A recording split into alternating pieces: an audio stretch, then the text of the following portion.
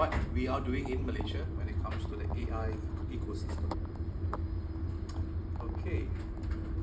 Obviously, AI is nothing new. Malaysia is catching up and needs to also hold its position because the other countries around ASEAN are also moving very fast in the space of AI. And recently, about a month ago, the Prime Minister announced as part of the 13th Malaysia Plan, which is the 5-year plan for the country for the next 5 years, that Malaysia should achieve or should be going towards the status of AI nation 2030. An AI nation means that we anticipate that we should be living, working side by side with AI. It should also bring economic and societal benefit, and we should also be using it in a responsible manner. Underpinning the AI nation is the upcoming National AI Action Plan. It's coming out soon, but as a matter of fact, a public version of it came out yesterday. You can go to the NIO website, ai.gov.my, to get a copy, and we are in the public consultation period now, so therefore we welcome your comments. It will be closed next Friday. All these comments coming from you as members of public will also be added to comments that come from all 28 sectors of Malaysia: education, transportation, healthcare, and others, to make the government understand what is needed to move forward to become an AI nation. Our economy in Malaysia, about 25% of it is powered by digital economy, and we anticipate by having AI as an icing on the cake, we should earn, or the country should earn, about 20 to 30 billion ringgit additional per year moving to 2030. It cannot happen automatically or organically. It needs a master plan. 1965 was when AI first came into this world. It was not because ChatGPT.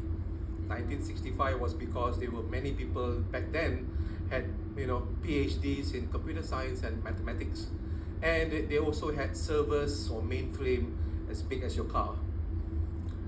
From that day on, we had a few AI winters. Nothing really happened all the way until recently. In 2021, the Science Ministry, MOSTI, put up a blueprint for Malaysia. The blueprint included something about blockchain, something about quantum, something about AI. A very fundamental get to know these things.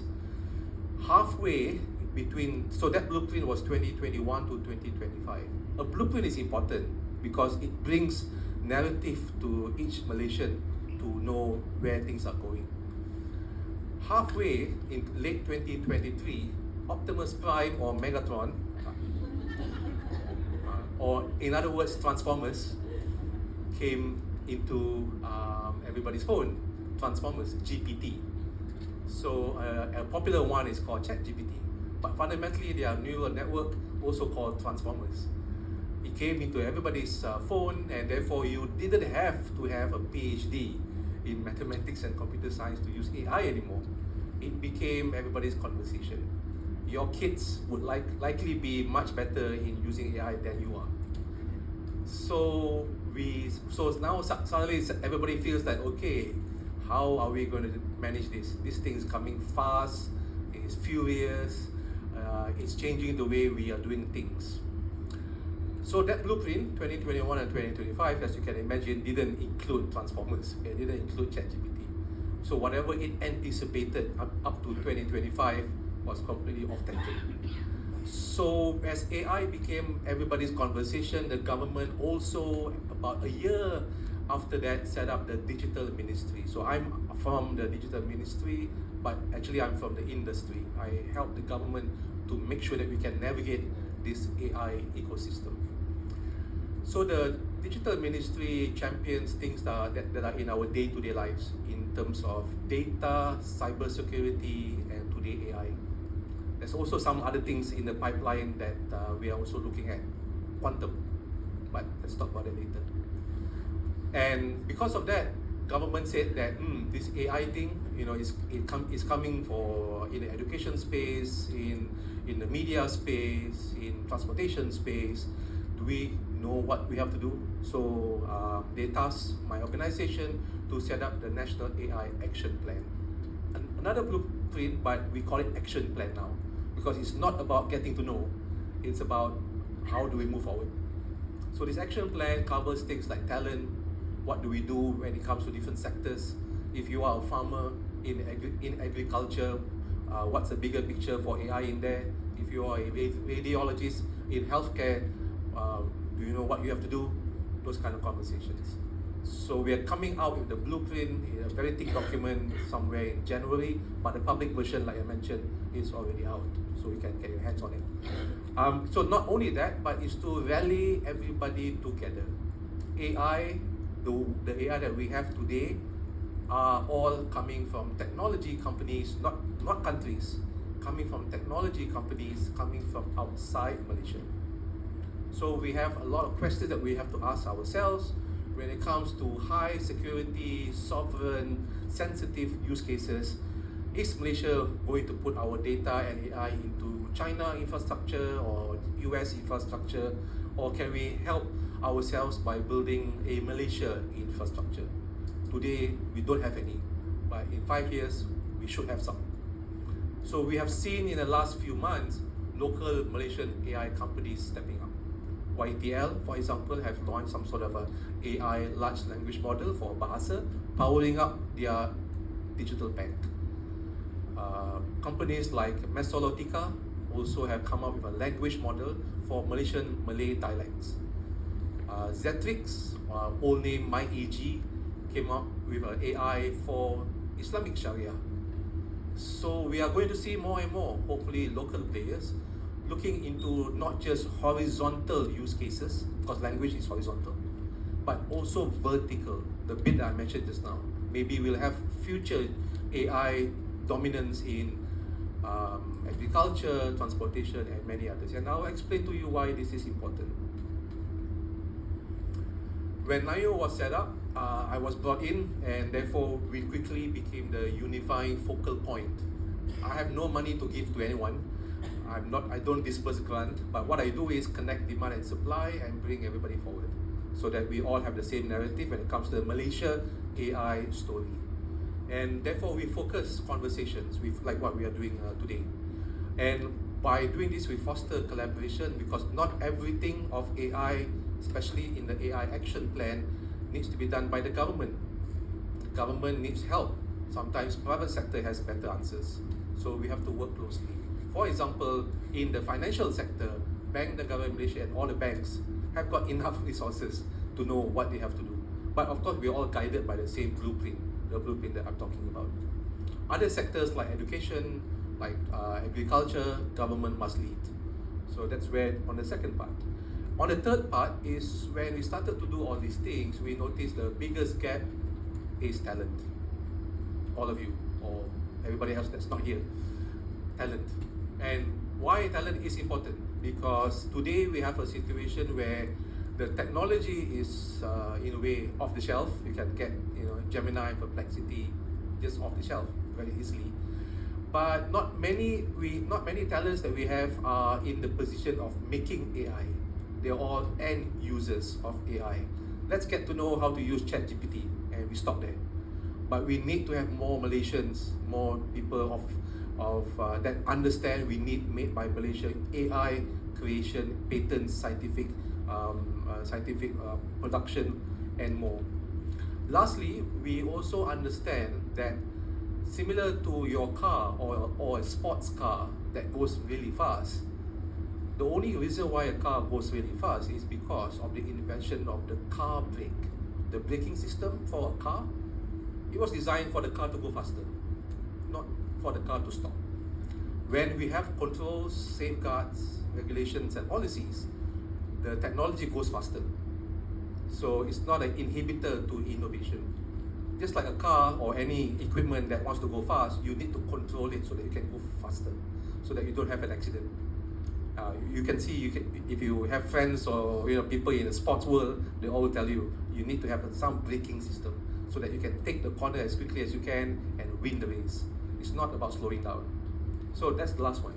Ensuring that we have some sort of a guardrail ethics, regulation, and looking into other countries such as European Union, for example, EU, where they have already set up an EU AI Act on one extreme. USA has nothing of that. So when you over-regulate, innovation may slow down. When you don't regulate, then you have a wild west. But the point here is that we want AI to have societal and economic benefit. Therefore, it needs to go fast, far, but also safe. So that's the last part. These are my KPIs when I first joined Ignaio, and we are finalizing all that as we speak in these next few weeks. The first one is the AI action plan. The second one is looking into all sectors and what sort of additional braking we need to put in so that things go faster. Third one is in some sectors, especially the next slide, I'll tell you that we have 6 main sectors that we must have AI, do or die. The next one is to make sure that we understand how do we have ethical use of AI. The other one is about the biggest employer in the country. We all engage with government in some form, and we anticipate or we want our local, state or federal government to leverage AI in a safe but impactful manner because citizens like us would benefit. The fifth one is to try to give a view, crystal ball, very difficult, on where AI is going. Today is large language model based on transformers. Before 2023, it wasn't even there. Before 2023, AI was seen as something like computer vision, CCTV, deep learning, machine learning, and many others. So what's after 2026? So we are looking into the crystal ball, talking to some people like from Canada, for example. They are really deep into AI scientific research, and we can see some of it are already coming out in our household next year. I'll give you an example. You can Google Neo, N-E-O, robot home. And it's an LLM humanoid that you can subscribe monthly. And it can be at your house to wash your dishes, to help you in your house. AI is becoming more humanoid. So it's going to expand or escape from this and move into our form. Does it end there? It will keep on going. So that's the number 6. And number 7 is my pet project, because everybody knows if you have no data, you have no AI project. But at the same time, most of you have no regards to share your own data with AI. That sharing that you do is the sharing to social media. So most of you don't even think twice. You just give it away. That AI behind social media, whichever social media you use, is not in Malaysia. It's somewhere in the States or other parts of the world. And even if you want to give that social media company $1 to pay, they don't want your money. Because why? They are monetizing you. So, do we want the same for AI? Meaning, you use free AI, and I will ask you a question now. How many of you use free AI? Don't be shy. Okay. So, if you use free AI for personal, not so important job, never mind. But certainly you don't want your CEO or the policeman to use the free AI and start to input sensitive information just to save time. So if you have a chance, please pay for your AI, even if it's $1 a month or 5 ringgit a month. If you pay for your AI, then the company that's giving you the AI service will park your data to the side. Your data, whatever that you've been doing, will not be public information. So just be careful. But when it comes to data set related KPI, it's more about some people or some authorities must share their data. Today they are not. I'll give you like an example. Dewan Bahasa dan Pustaka, the authoritative Bahasa Melayu agency in Malaysia. They are not in the game yet. They haven't really shared the corpus of Bahasa Melayu to the internet. What's the consequence? The consequence is all the AI engine, the chatbot will reply in Bahasa Melayu coming from whatever the internet has. Typically Bahasa Pasar, the informal language. Not nice when you want to use informal writing, because it doesn't have the structure. But when you speak to a normal civil servant to share data, they will say no. So that's where we need to educate people. In some cases, you must share. Another thing that is going against Bahasa Melayu AI is Bahasa Indonesian. 200 million people, our neighbor, is definitely doing a lot more tokens for Bahasa Indonesia. So if Malaysia and Dataset, KPI and Dewan Bahasa and others don't step up, don't be surprised in the future the responses for LLM are Indonesian responses without us knowing. So we just, seamlessly learn Bahasa Indonesia. Nothing wrong with that. I'm just saying that it's a dilution of certain things. The same is being focused by Sarawak. In Sarawak, 9 months ago, they set up Sarawak AI Center, similar to NIO, but for state. And they are doing it because they understand that as national, NIO, we have many things on a national level. We can't be looking into Kadazan, IBAN. We don't have the capacity. But they do. So they are looking into how to turn their Kadazan sub-dialect, sub-languages to be protected. So I would say it's the same, whatever languages or culture you guys are from, just try to get the authoritative agency to contribute. The authoritative punca yang sahih. The bahasa pasar, the broken English, we don't really need that. Broken bahasa, we don't really need that. But I guess I want to give you another example. About 4 months ago, I read a news from BBC, the British Broadcasting Corporation News, about how the UK Parliament people are now complaining that that statements, official statements by UK parliamentarians, the English is American. It's not English, Queen's English. So the Brits are very upset because the parliamentarians are using ChatGPT, getting English but American English, and this goes into the official British Parliament, which will be read by kids in 100 years. You see, that's English. The British are upset because the reply is American, not Queen's English. That's why dataset technology is key. Dataset playbook is key. It's about how if you are an owner of a dataset that you would like to contribute towards the betterment of AI for your domain, then please consider, of course under governance and under other things that you have to put together like copyrights and stuff like that. AI Nation, I mentioned, this is something that you can Google up. This is what our country aspires to be. But down the bottom are things that relate to all of us. We need to have that global talent, not just Malaysian in Malaysia, but Malaysians who are outside Malaysia, but not to bring them back, but to tap on them. AI in Malaysia started late. That's what I'm trying to say. So these guys have already left Malaysia, are doing AI halfway across the world, earning big money. Fine, but let's have a database of them and get them connected to us. Maybe part of your project. We have to build more AI fuel, the fuel for AI. The fuel for AI means, for example, data center, which we have a lot coming. It also means governance, but it also means data sets again. This is the fuel for AI. Agile and secure governance, this is where certain things just needs more guidance. For example, AI in healthcare, public services, healthcare, that requires a lot more guidance. AI in agriculture, not so sensitive. These are the 6 sectors that we have been focusing a lot, making sure that people in the policy making, in the governance, in the industry all know that we cannot survive without AI in these sectors. Education, healthcare, I mentioned. Of course, there's pushback. Some doctors are saying, no, AI can't be used because it's going to replace my job.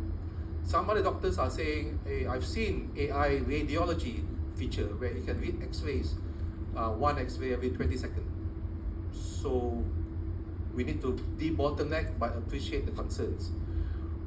A few months ago, NIO launched Rakan Tani, a WhatsApp channel in conversational Bahasa Melayu for farmers in Teluk Intan and Sekichan.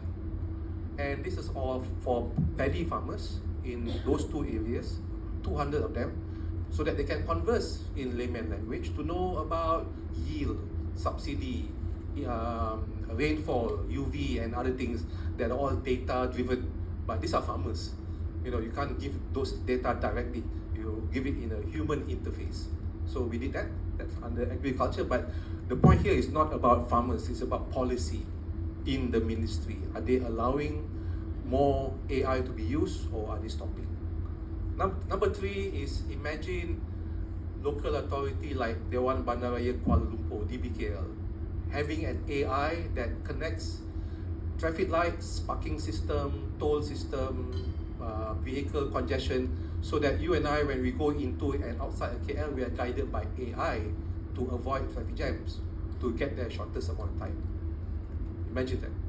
So AI is not just for companies to buy, for them to sell to consumer. It's also for like authority like DBKL to use and give better service to the entire KLC citizen. What does that mean? It means that all our challenges should have AI looking into it as well. Congestion, garbage collection, crime, because as what I mentioned earlier, AI loves data. The more data you give, the more it can predict and assist in a safe way. But when it comes to giving and assisting, we don't want just simply any AI. It must be a made by Malaysia AI. It cannot be DeepSeek from China, it cannot be Copilot from US. It needs to be Malaysia. So we're giving ourselves 5 years. Let's build that. But not everything needs to be built in Malaysia. Some, go ahead.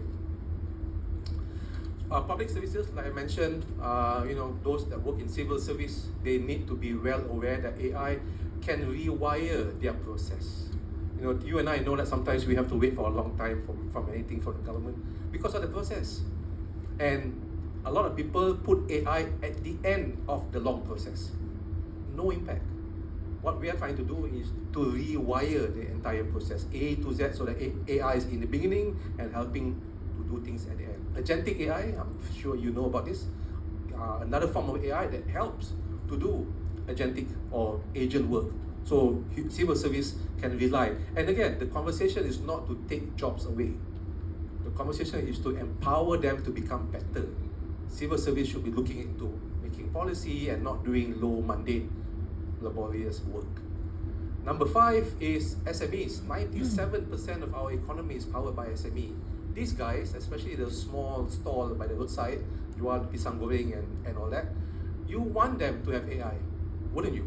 You want them to be using AI to assist in their marketing, their sales, their tax filing. But if you force them to buy Copilot from Microsoft, 150 ringgit a month, too much for them. And the data goes to US. So we need, again, that view of how are we assisting the smallest of our companies, which powers 97% of our economy. Last but not least, you are in the education space. But when I mean by education, it's not just learning. Lecturers teaching side by side with AI. Teachers in school, K-12, kindergarten to year 12, SPM, teaching side by side. AI research institutions, the research universities, having more patent research elements, research houses looking into upstream AI. Because again, we want to migrate, or shall I say, invest in more made by Malaysia, not just end user AI. It's not good enough when you ask the researcher, are you using AI? And the answer is yeah, to shortcut my desktop research. Not good enough. We need, do AI in a more scientific way, because you are a scientist. Why am I doing all this, and why is Nayu doing all this? If you are in the IT business, you will have a new version of an IT software about 6 months. If you are in the mobile app business, a new version is about 2 months. If you are in the AI business, a new version is 20 days.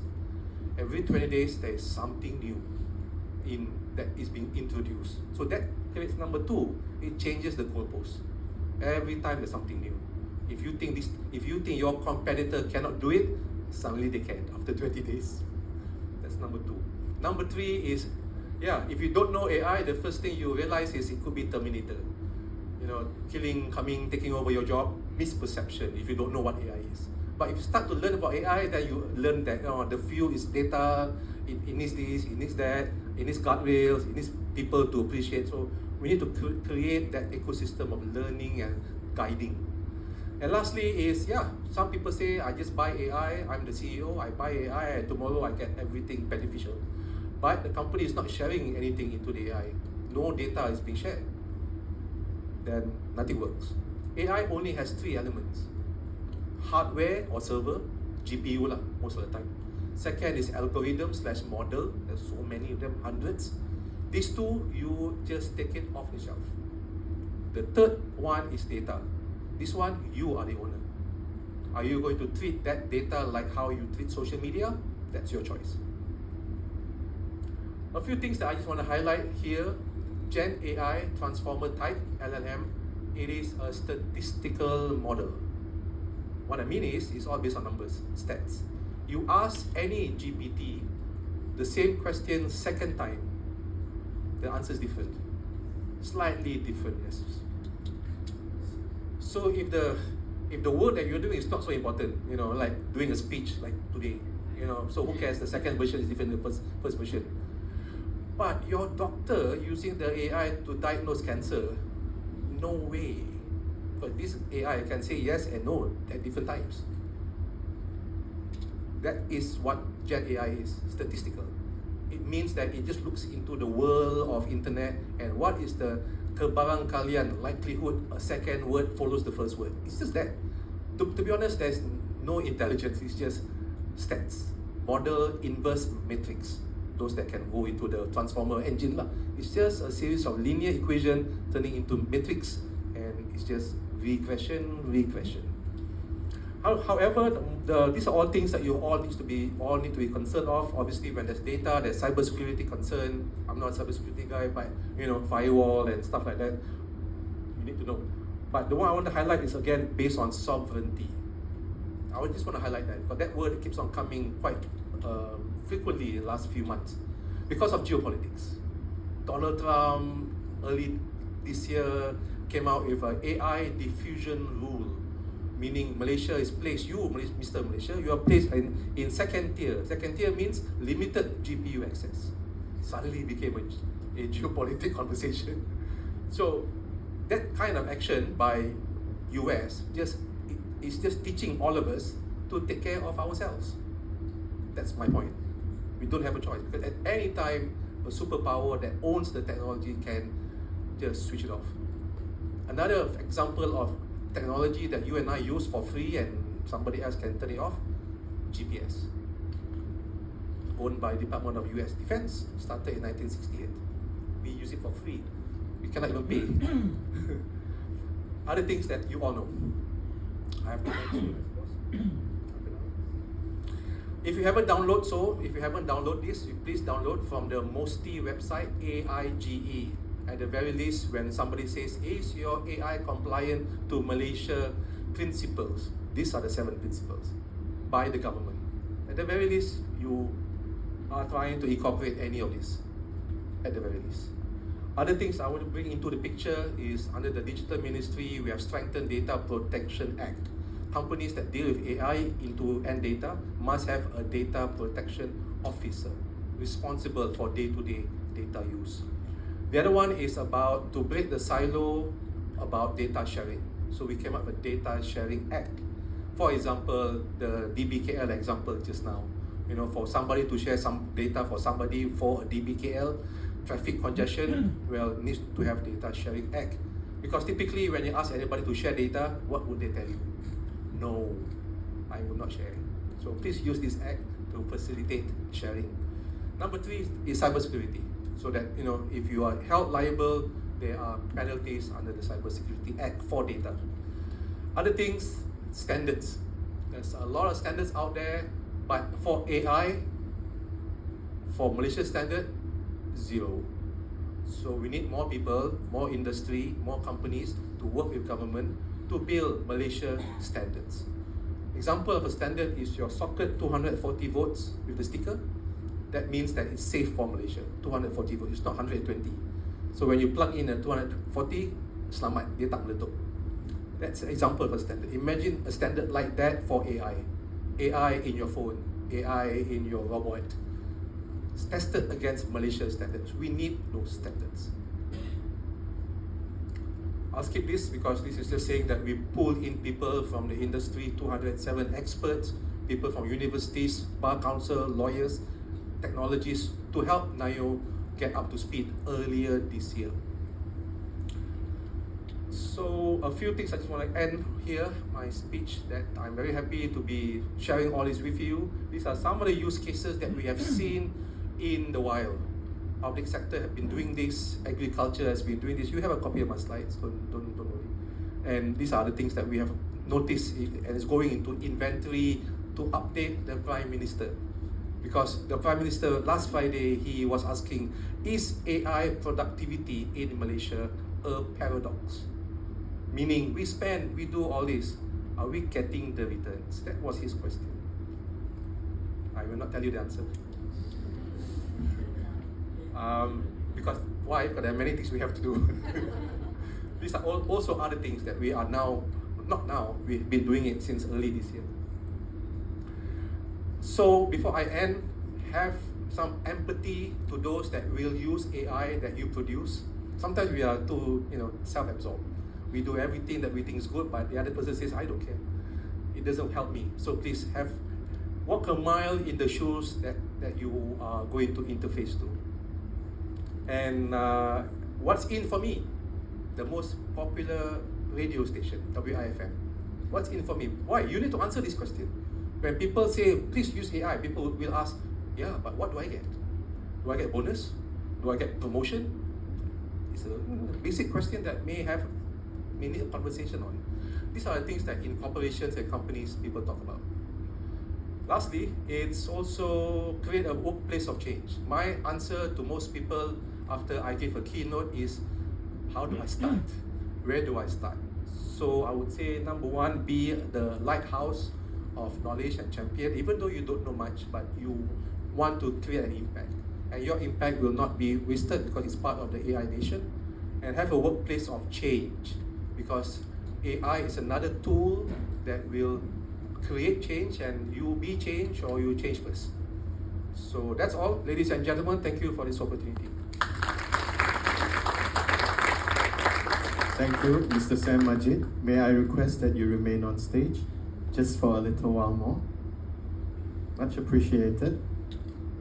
As a gesture of thanks, may we invite Yang Berbahagia, Professor Datin Dr. Santi Raghavan, VP and Deputy VC, Learning, Experience and Technology, OUM, to present a token of appreciation to Mr. Sam.